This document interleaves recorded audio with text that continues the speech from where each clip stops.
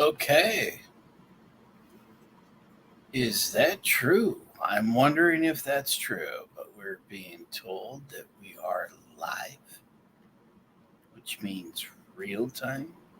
This is Oliver, and I am broadcasting from what I like to call Studio 72, a bunker in Multnomah County, People's Republic of Portland, Oregon. 8:50 p.m., 2/20/224. There's a lot of things going on and in the cosmos. So I hope you're ready for that. Where's my alignment? There's mine. Here we go. Right? Okay. But there is a couple of things I did want to mention. I'm just going into the. I don't want to turn into that guy that always goes like, um, there's an asteroid headed our way at 37 hours. Um, 37. I don't want to be that guy. God bless that guy, but I don't want to be that guy. But I did want to point out. Can you see that through there? So this is last. I'm having to use. We need the new one. Good God, send your money and your soup, Patriot packages of ramen and weird oatmeal shit from Patriots across the world. Um, and send more money. Cash it, of course, attorneys. But this one I can dip in because they do a bunch from the end for years, actually, at the end. So we can take a look at that and we can kind of see that there is some very interesting things. Tomorrow, the 21st, all things kind of get sparky. And what I mean is there's interaction. So when there isn't a spark, then there's no interaction. So um, but the with Venus and Mars. So you've got Mars, the bro of war, probably trigger happy, and Venus, the goddess of love, which it doesn't always have to be, and actually a huge chunk of Venus interactions in our world has nothing to do with love in that sexual romance content. It's Venus in relationships of people who every day, even you know what I mean. It doesn't have to be um, the romance. So, but with that said, there is Pluto sparks up. There's a triangulation, which you might as well call it a pyramid, at 1:38 a.m. tomorrow. The moon interacting with Pluto. These are sparked up triangulations and alignments. Now you can make it what you want. You can poo-poo it all you want. It's lining up to be sparky. That's what I call it. It's sparky. It's the same thing with also spiritual energies like ghosts in the spirit worlds, and they're sparky. That it's the same type of a reference. Interesting enough, whatever that's worth. So there's a bunch of stuff going on all day long. Venus and Mars. So you can take that how you want. Venus and Mars. They're conjuncting, junk, conjunction. No, they are conjunction affine in a metamorphosis of Venus Mars, which Elon Musk refers to as a cyborg uh, mutation. And I made that up. I have no idea. But he could. This is really. You've got Mars, sort of an Elon type of identity. and you've got Venus. See? So the goddess of love, which clearly Elon is not, and he's lacking great skills, and that's why he's been knocking up women around the world for decades. He's got hundreds of babies. See? So it's dysfunction junction. But the point is that you have these spiritual, essential, no, in the cosmos coming through, which will, much like these celebrity type people that we do bring up and talk about, it will be aligning and triggering through these type of, it affects everyone. It only makes news and coverage with celebrities. And it's usually large numbers that make it a situation for press, right? Not always, but usually. But we know that this happens all over the nation, all over the world. So I do want to bring that up because tomorrow does look interesting. There's some things. I mean, like actually within the next couple of hours tomorrow. We use these tomorrow, but it's all relevant. It's all relevant to where our cosmic conscience is, right? But I mean, we're talking about West Coast is 3 hours different, East Coast, and then it just Britain, it goes from there. But there is some clear Mercury interacts with Neptune. This is a very powerful 24 hour. So as your attorney, as your intergalactic, interplanetary attorney, if one so existed, okay? What the hell is that? We got something over here. Oh, that's the sun has been having some crazy X-flare activity. It's very upset of the delinquent child payments. Child payments seems to be the source of those solar flares. At least this last, I don't know, 72 hours, or now it's been longer than that. Usually with delinquent child payments, it's like, oof, you should probably make a payment. So heads up, without talking details, because I clearly have no fucking clue. I can just see looking.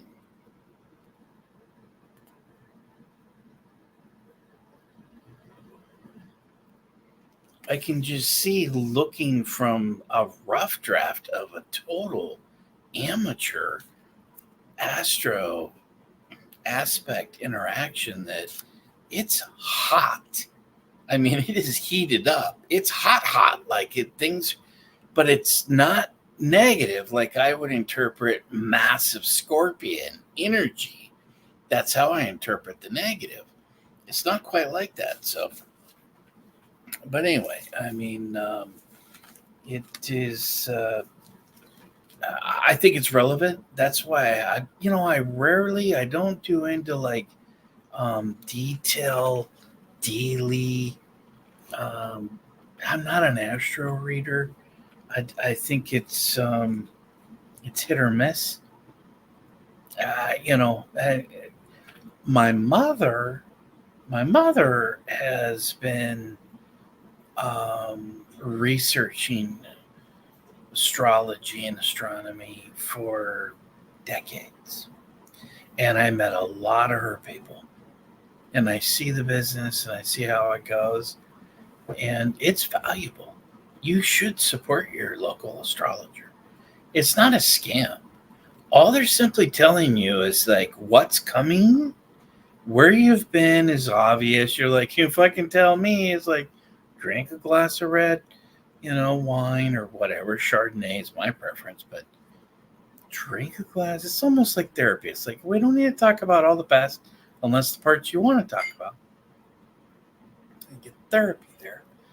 And then you're going to talk about these things that are coming down the pipeline could affect you. In fact, they're going to affect that guy over there that's close to you. The close guy is going to have an implosion and a meltdown. Now, if you could say and do things like that, astrologically, just looking at, wouldn't that be valuable? Why aren't you doing that with your $1 million and $1 billion businesses? Why aren't you doing the astro chart readout of everybody around you? I mean, I'm not something to think about. I mean, if I had a ton of money and a whole bunch of people around me managing that money, I mean, I sure and fuck as all hell would have all of their astro chart prenatal records and beyond. That's what the casino does. The casino, work for the casino is it's like an FBI. In fact, it does include a full FBI background research. I mean, it's like, oh, so this is how the mafia and the DOJ and FBI became one. Yes. You apply for that application to work at a casino. It clicks. You're like, oh, the DOJ is in with the casino. Oh, the buffet's pretty good. So, it's pretty intense. You can interpret things like when Venus and Mars like that, they dance or do these interactions in an intense way, like outside of the normal dynamics. I look at it as like it's like booty call. It's either booty call or it's motion for dissolution of marriage. It's either fiery and intensive, or it's outlived its usefulness. That's Mars and Venus. Venus. You can't ignore Venus. That's why divorce is 50% in the country. You can't just get married and for whatever these bizarre reasons people do things and then go, okay, I'm going to go do my life and we're going to cross and do these things and you're going to incorporate into my, without me participating. It's like, oh no, that's why it's ending like that. So anyway, so the narcissism, why don't relationships work? Why is the majority of American relationships not working out? It's narcissism. The narcissism where I'm not thinking about you in this relationship. I'm thinking about me. And I'm thinking about me all day long. I wake up in the morning and I think, why aren't you making me breakfast?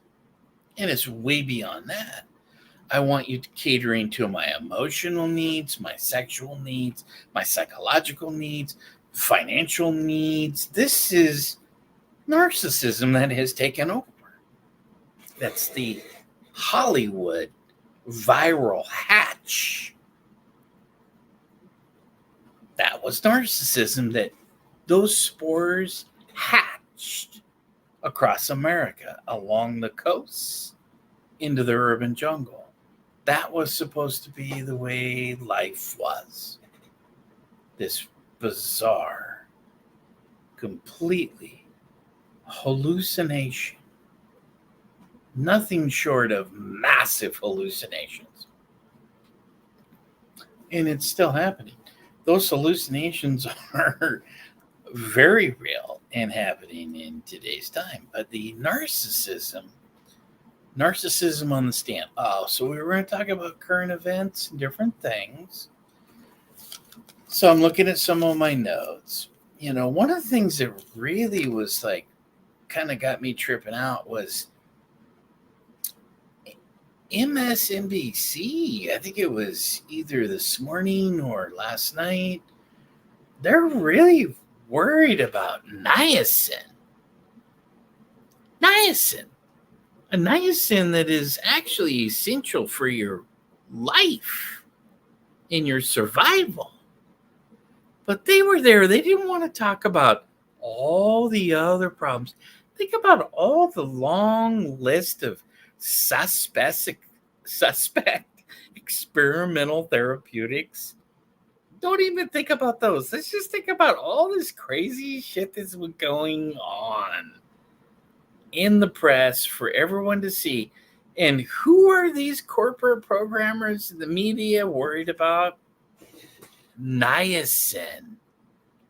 Yeah, niacin. You're getting too much niacin. Oh, they put niacin in the fortified cereals. It had nothing to do with your little niacin fear factor. Had nothing to do with the fact that General Mills has been caught putting in oats in different content that is high in agricultural chemicals. That is a gender bender. Gender bender, I know it's a trigger word, but I don't mean it to be. I'm just saying atrazine, making the female frogs start all of a sudden, doing their thing. Switching the sexes. So now they're saying that they've got, it wasn't just atrazine. Now we've got all these other chemicals and these other things that are happening. So as this is released, I'm seeing all this programming trickling in about niacin. Niacin is a healthy, organic, essential element that you will die if you don't ingest. So instead of talking about these chemical compounds, talking about the things that have now turned our boys into thinking that they're girls from the cereals in their breakfast selections. So we have this whole psychological operations that are happening in so many thick layers that it's actually stunning to people like me that are aware and able to witness it. And I think about everybody else because, unfortunately, we're only like 20% of the 80% of the population of this country that's even paying attention, even knows what's going on. I just think about all these people that are getting these layers of propaganda, massive layers, and they don't even know it. They don't recognize it. They can't see it to make it, like cognitive dissonance or whatever variable branch you want to go out on. They can't bring it in. They can't digest it. And so, wow, it's pretty heavy for me. I mean, that whole dynamic is it's pretty heavy to me. The other major MSN propaganda piece that got me really good is I was watching Lester Holt, And Lester Holt is really, he's a psychological operation in himself. It's artificial intelligence. And clearly it'd be easy. These type of guys, and they will be, to duplicate. But I mean, I'm not saying now, although it could be. Lester he's the company man. He's that circuit board. Lester Holt is NBC Cyborg Journal. I mean, it is what it is. Let's just be honest. And I'm not saying that doesn't make him a good employee. It actually might make the best employee. You know, if you got this little cyborg guy that just kind of follows the company script and doesn't pinch all the younger women's asses. Although looking at Lester Holt, he could be pinching a bunch of asses out there too. But I don't know. But so the rain in Cali. So you got Lester Holt. Here comes Cyborg Larry, right? And Cyborg Lester. And right on cue, he's going to be talking about climate change because it's raining. I mean, God, heaven forbid it's going to rain. Where did Lester think the rainforest came from? A drought? I mean, these people are obviously programming and manipulating the children that are on hitting heaven melon vape pen, and right, Democrat governors. As soon as we get rid of the melon vape pens, they're going to come right back into the fold.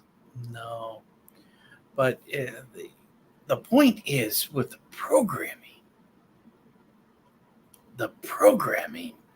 has been so intense that Lester Holt, he clips to Lake Michigan, and they've got like 5 or 6 shorter days of ice fishing.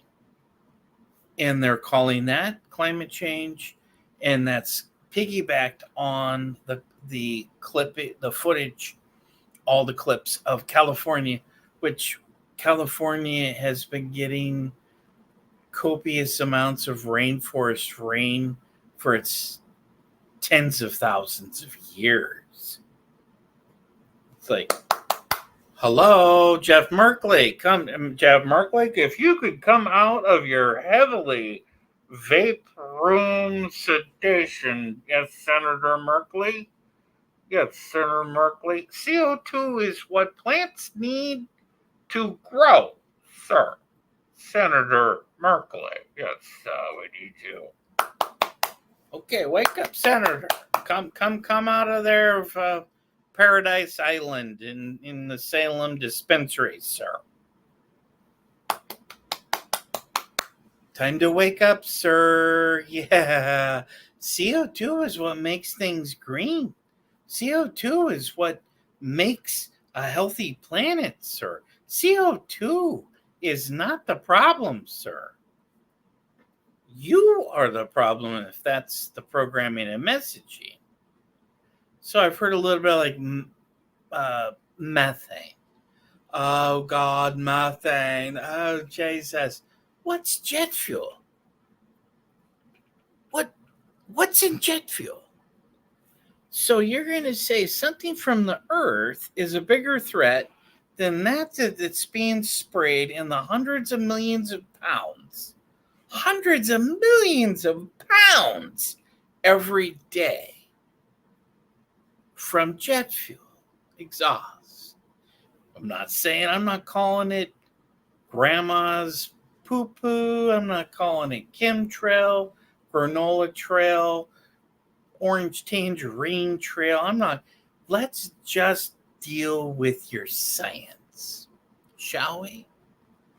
all those planes, what's in their exhaust?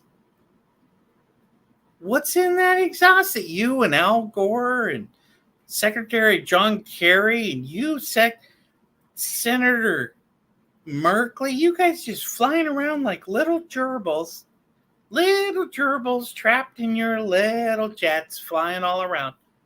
Where does that jet exhaust from you go? But it's the cow fartings that are the problem. That's what we're supposed to get freaked out about. Now, you've lost. You've lost the plot. Okay, so what was the other one here? Narcissism on the stand. The one thing I wanted to say briefly about this is I briefly talked about it a couple of months ago.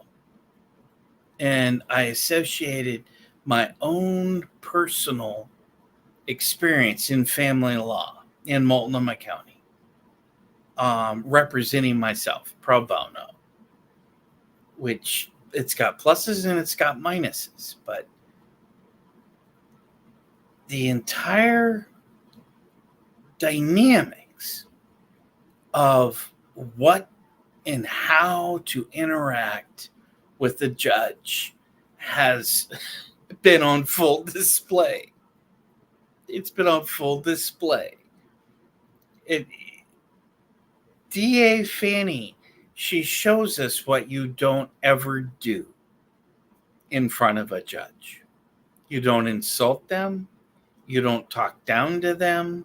You don't do all of those things.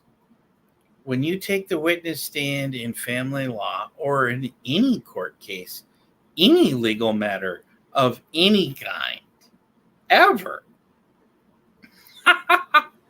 That's why it's so funny. It's so fucking pathetic.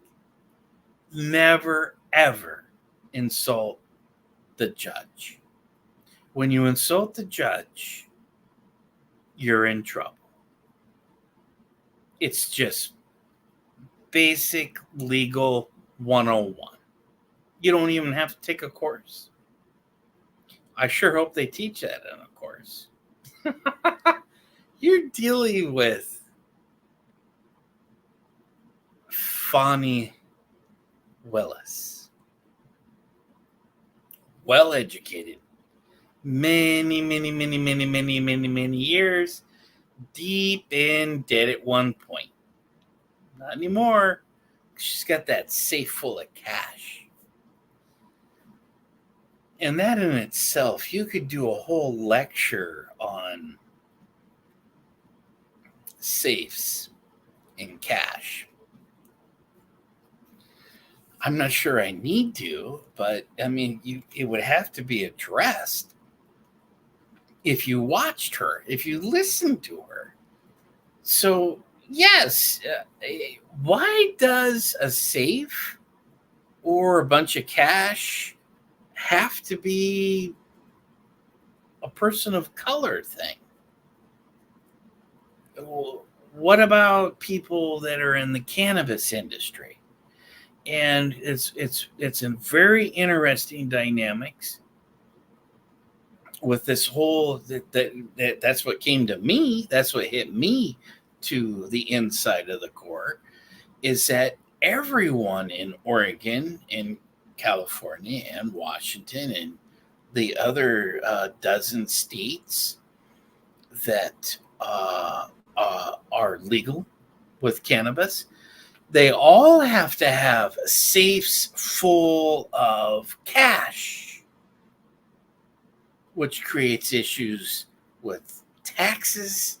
It creates, or can, I mean, it creates a shady as sus motherfucker, if you ask me. But this is a very significant part of the argument.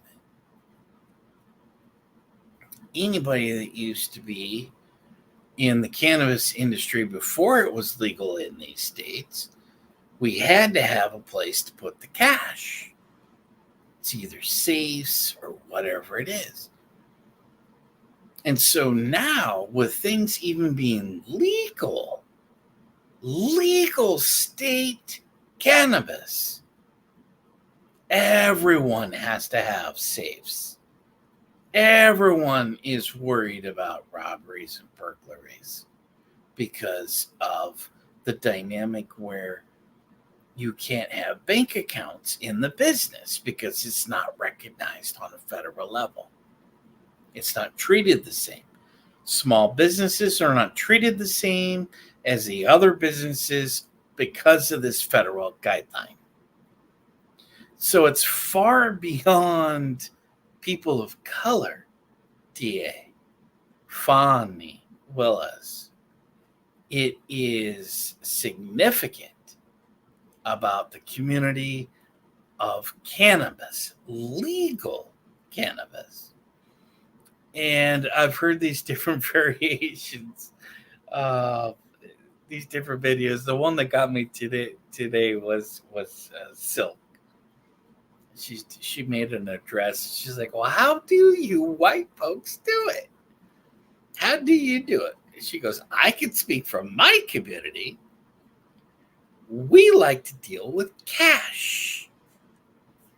Yes, of course. Everyone likes to deal with cash. And when you're dealing in the business, especially with things like cannabis, it has to be cash. It's always cash. It should be cash, or you're in big trouble. But rule number one is you never talk about cash. If you're going to deal with cash, you don't ever talk about cash. So you're breaking layers upon layers upon layers. You know what rule number one of the safes are? You never talk about a safe. Rule number two about safes is you don't talk about rule number one not being, you don't talk about the safes. Never, ever, ever. You talk about the safes. You don't talk about the cash. You don't talk about any of it, ever. And you certainly don't go on the record in Georgia as the world is wondering what's going on down there. Hey, yo, Georgia. You don't talk about it to the world.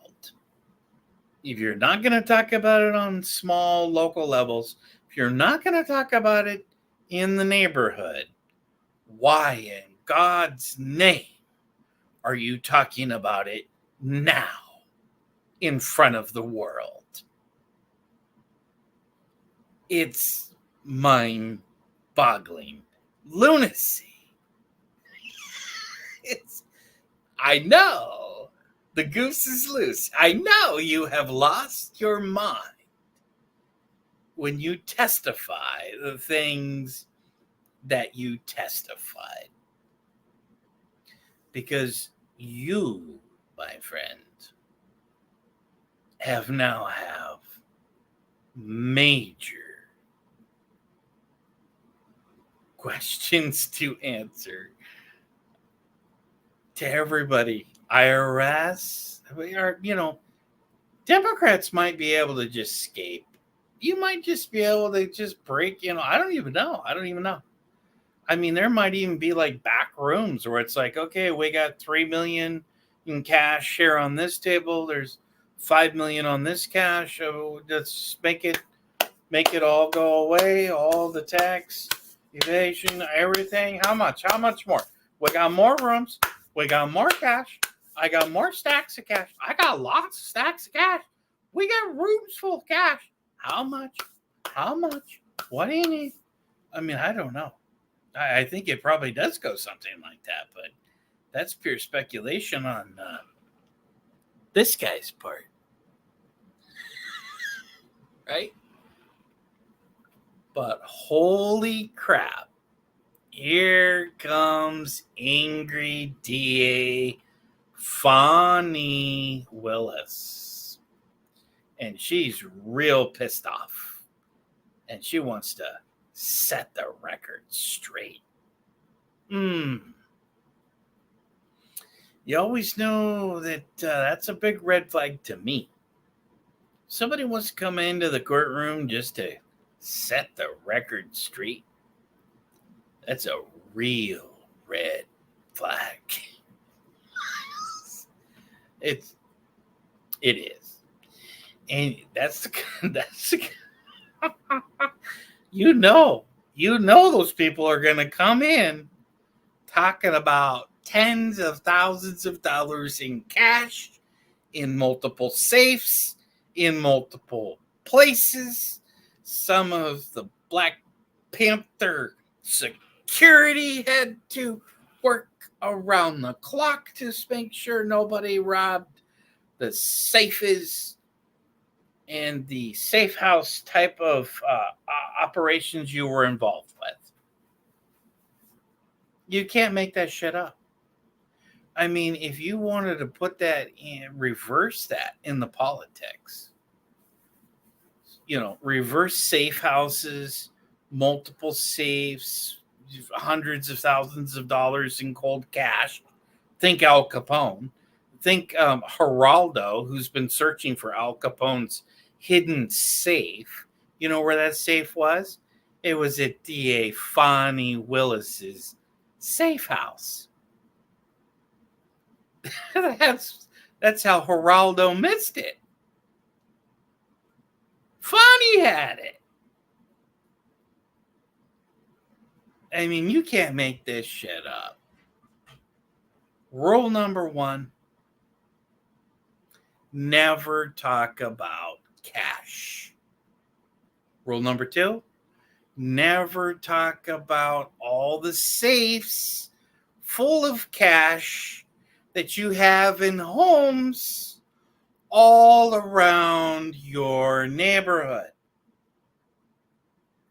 I mean, those should be no-brainers.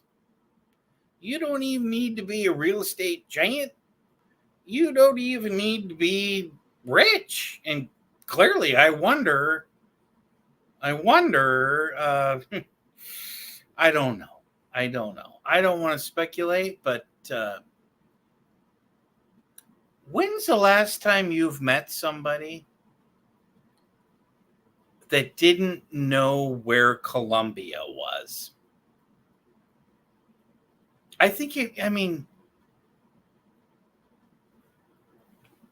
Do I need to answer that?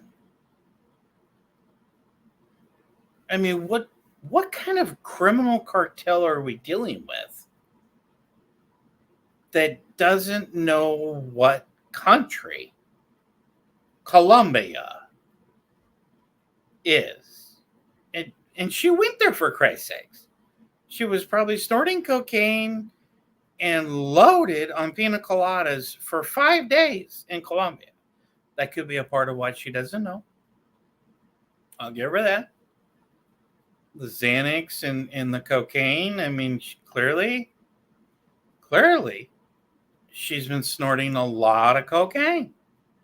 And when you see these people, you know right away the narcissism. This is the narcissism. This is the case study of narcissism. These are wealthy people with careers in positions of power. And the narcissism, the extreme self-love.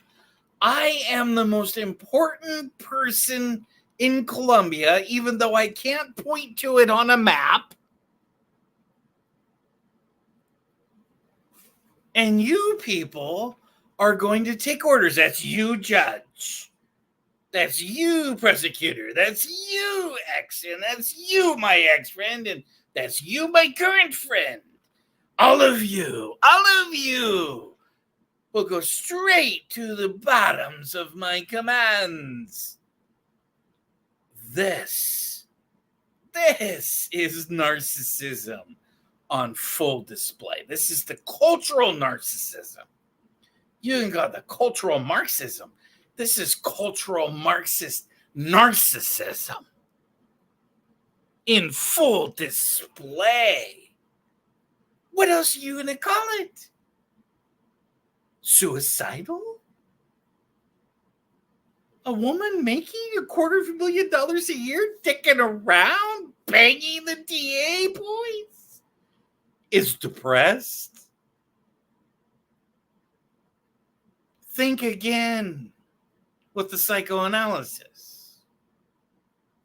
It's narcissism, the extreme self-love. Democracy doesn't matter. America doesn't matter.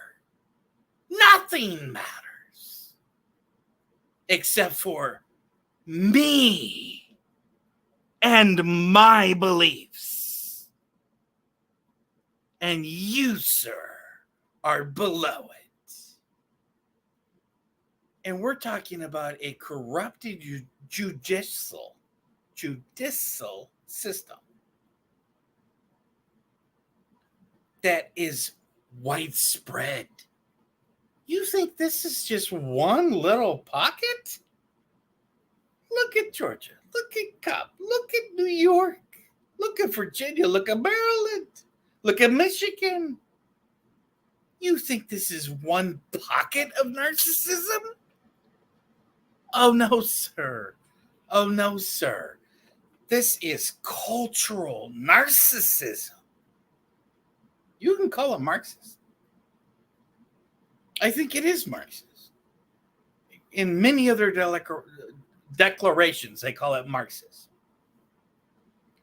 You have to hyphen narcissism with the Marxism.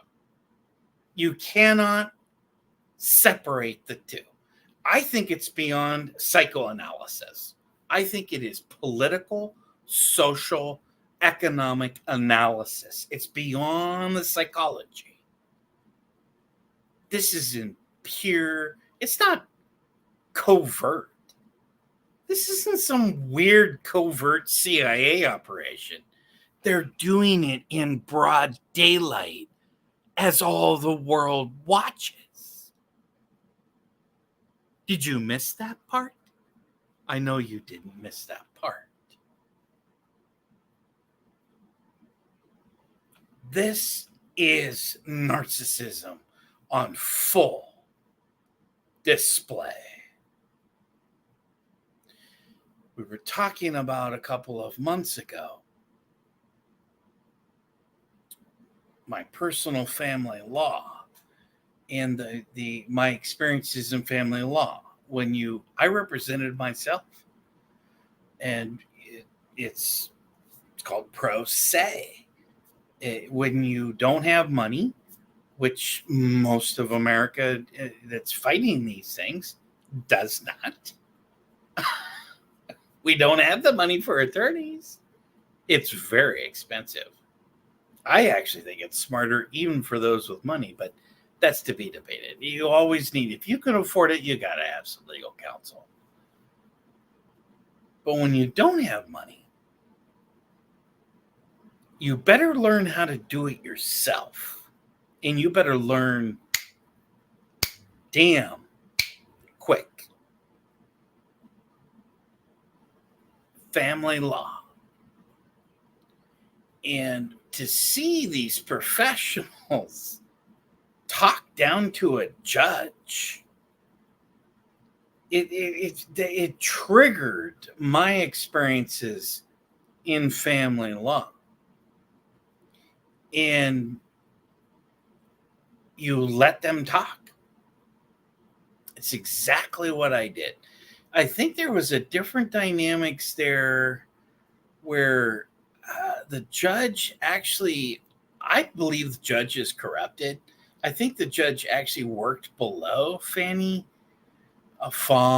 Willis. And there's all of that to be parted out, which is a different dynamics. But the court interaction, when I saw Fannie interacting with the judge and talking to the judge like that, was it triggered my memories.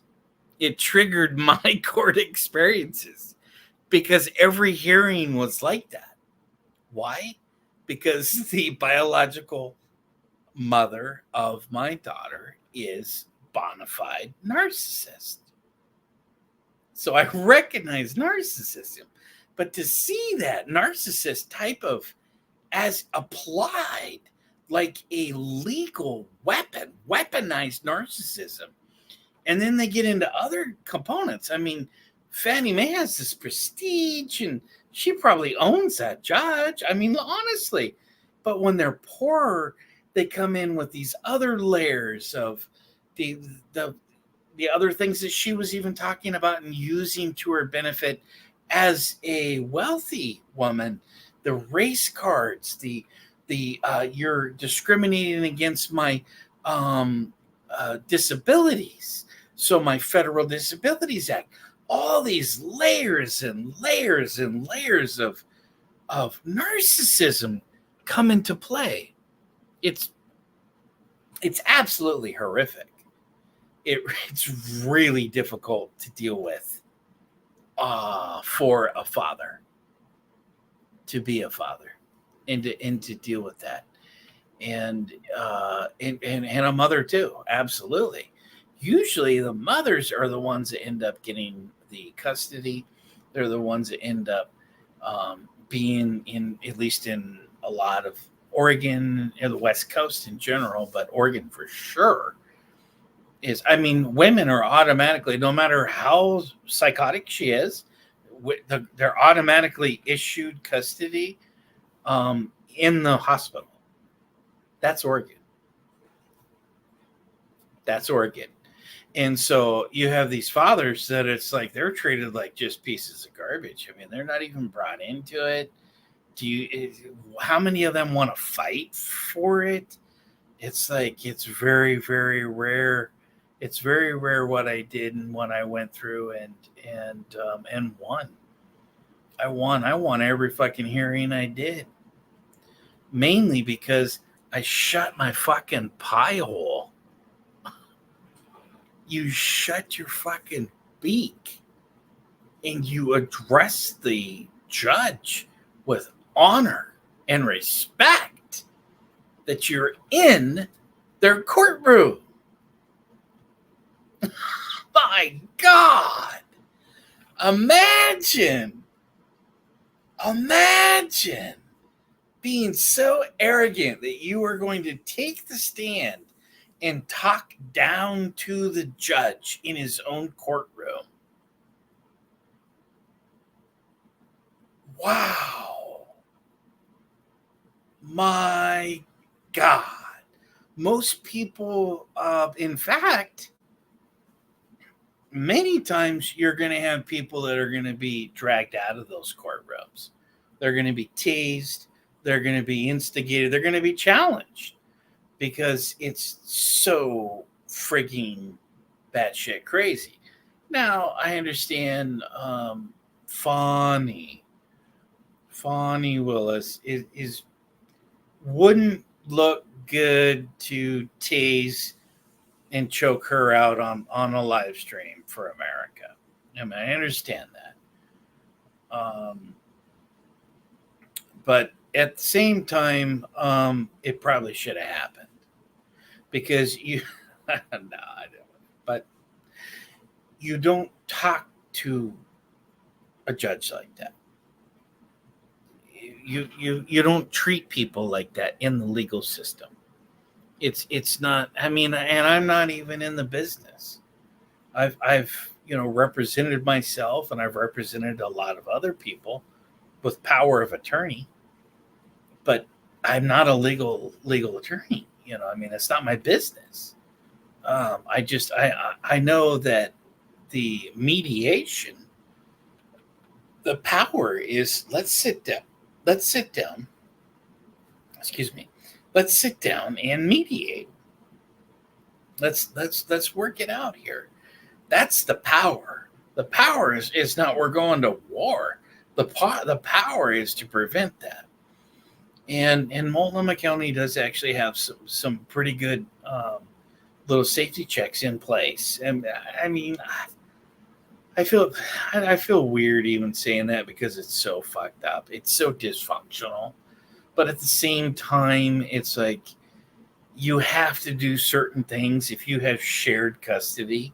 You have to go into meetings. You have to learn about the psychology of it. You have to learn to at least be open to not calling her a dirty fucking whore bitch in front of your kids. They, you don't want to start calling them bitches in front of the children. We know that. I wouldn't do that. But some of you guys are having troubles with that. But that's a whole nother dynamic. So, it was a perfect example to me of what not to, how to handle yourself in a courtroom. And then you put that layer of this spicy little pillow biter, District Attorney Fani Willis. You put that layer on there, and it's like, wow, the narcissism. I mean, obviously, it's unprofessional. So, I mean, and again, it's not no medical advice ever given, and I certainly wouldn't because I'd be a fool to do that. I want you to talk to your doctors. But if I were to psychoanalyze Fannie Willis, I honestly, she's suicidal. I mean, she's committing job aside, career aside. She lost Wade, who apparently Wade lost his ability to, tap the well. And that's a pretty humbling, that whole thing, I mean, that's brutal. And she was even kind of like, even bitter about, that even Wade had that traumatic experience. That's narcissist. Narcissists don't care you're gonna die. They're just wondering why you didn't ring the bell and tap them out like you used to be tapping her on all the other Love Boat cruise ships, right? Right. That's narcissism. And you don't ever present yourself like that. You don't present extra information. You don't say, he liked wine and I preferred smoking fentanyl and Grey Goose. And then, I liked MDMA, and because it kind of made me feel like I was at a rave party. And then, of course, we both snorted cocaine, but he couldn't do that because they drug tested him at the firm. But we did all of that, and it's like, ma'am, what? I mean, the question is where can you point to Colombia on the South American map? And I mean, that's the way it was to me. She's just spilling the beans in these weird kind of a psychotic break. I mean, I think she probably never got over Wade, and Wade never liked her. That's the way it felt. And like Wade's like, please, you're really fucking with my vibes. And she's like, I know we're gonna get back together as soon as he works this divorce out with his wife. And it's like, no. I mean, she's dangerous. In my world, I would consider her DA Fannie Willis to be probably one of the most dangerous women out there on the streets. I mean, she has executive powers to do things to people for all sorts of reasons. And she's bitter, jaded, lonely. She's horny. And worse, she's loaded on Grey Goose. And if anybody has ever known anybody who is addicted to Grey Goose. They are clearly some of the most insane alcohol drinkers I've ever known. And there's something about it. I don't know if it's the filtration, something with the United Kingdom chemtrails that's spraying extra lithium. But it's right up there with Scotch whiskey drinkers. The most insane drinkers I've ever known are the Scotch whiskey drinkers. I mean, these people, they're in another world, and you have to respect it and treat them like Vikings and just move on. Get the hell out if you can. You get locked in, you're probably going to die. But the Grey Goose women, and I don't know how to express that I've done a little bit of research. With vodka, if you're going to drink vodka, it's got to be cheap and local, and that's it. But these certain type of people that it's generally women, you don't see a lot of Grey Goose male addicts. I didn't. The females with this Grey Goose, and they'll drink it to a point where it looks like they are hallucinating, like from a peyote, or a mushroom high is coming on, or any other, maybe even an LSD, but not that intense. I mean, LSD is pretty intense, but I mean, these women do these. They have these kind of intense hallucinations off of the Grey Goose. And I haven't seen that from the, that specific kind of like, stalker, the Grey Goose stalker. And I think I even called him the Grey Goose stalker at one point when I was, but thank God, if I had met a couple more Grey Goose women, I probably wouldn't be alive. I'm serious. You don't survive a long-term Grey Goose special lady friend. It just doesn't happen. So everyone's like tequila's the bad one. No. You know who's the killer? Grey Goose. And people die around the Grey Goose. But, it comes down to that narcissism. So you've got the whole Russian thing there. And we're going on too long here. There's not much that can be said other than you have to take care of yourself and family and loved ones. We're in a time right now where there is certain factions that are operating on a very wealthy global level that want to control what we're doing. They want to take our sovereignty. And unfortunately, I think to myself, how many people realize that there is a number of global wealthy trust operations that are trying to take down America? Even saying it sounds strange.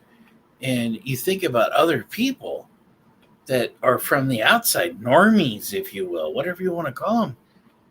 It's like when they hear that, they're like, dude, did you have a fall? You don't sound well, bro. You don't sound well, bro. It's like, no, I didn't have a fall. It's like, please do some deep thinking. it's pretty brutal. I'm in a place where I, I feel like I am a spectator. I don't feel like I'm a participant. I'm watching something unfold, and people really aren't listening. And I wonder how much talking I'm even doing anymore.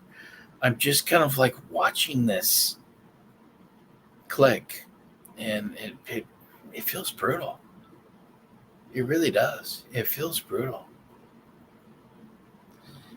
Especially with some of this nuclear fallout, with the instigation of the neocons and neoliberals on this war front. I mean, everything else that's going on. Oh my God. It's so real and threatening. But a nuclear holocaust is, there won't be food for a long time that isn't poison. Some argue, is that where we're at right now? Is the food right now being all poisoned? So anyway,